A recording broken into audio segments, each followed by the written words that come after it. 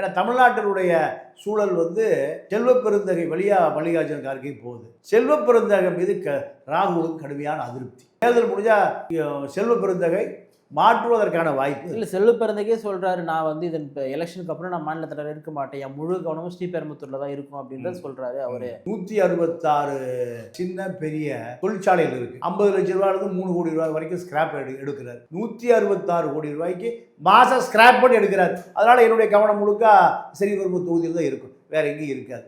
7 மண் குவாரி ஓடுது. ஆலூர் ஷா நவாஸ் தன்னுடைய கட்சியான சிறுத்தை அங்க இருக்கக்கூடிய அது ஒடுக்கப்பட்ட மக்களுக்கான கட்சி.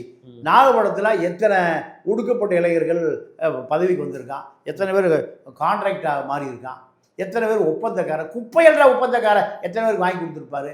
இல்லைன்னா சால் டிச்சு போடுவது, சால் இப்படி ஏதாவது பட்டியல் இருக்குமா? ஆனால் பாதிப்பு வரும்போது நான் சிறுபான்மை. திருவிக நகரில் போட்டியிடக்கூடிய பொற்கொடி ஆம்ஸ்ட்ராங் அவங்களுக்காக பார்த்தீங்கன்னா கிட்டத்தட்ட எல்லா இயக்கங்களும் பார்த்தீங்கன்னா ஒரு ஆதரவு மனப்பான்மை இருக்கிறாங்க. நேற்றுக்கு ஆதவர்ச்சனா கூட பார்த்தீங்கன்னா தனிப்பட்ட முறையில் என்னுடைய ஆதரவு அவங்களுக்கு இருக்குன்றது குறிப்பிட்டு இந்த ஆம்ஸ்ட்ராங்கனுடைய படுகொலைக்கு காரணமாக பின்புலமாக இருக்கக்கூடிய சேகர் பாபு அப்படின்றத வெளிப்படையாக பேசியிருக்காருங்க. இரட்டையிலையில் போட்டிருக்கக்கூடிய அவங்க வெற்றி பெறுவதற்கான வாய்ப்பு இருக்கா சார்? அங்கே திருவிக கண்டிப்பாக வெற்றி பெறுவாங்க. திமுக அதிருப்தி, தலித் ஆதரவு, இதெல்லாம் அந்த அம்மாவை கரையேற்றும், அவ்வளோதான்.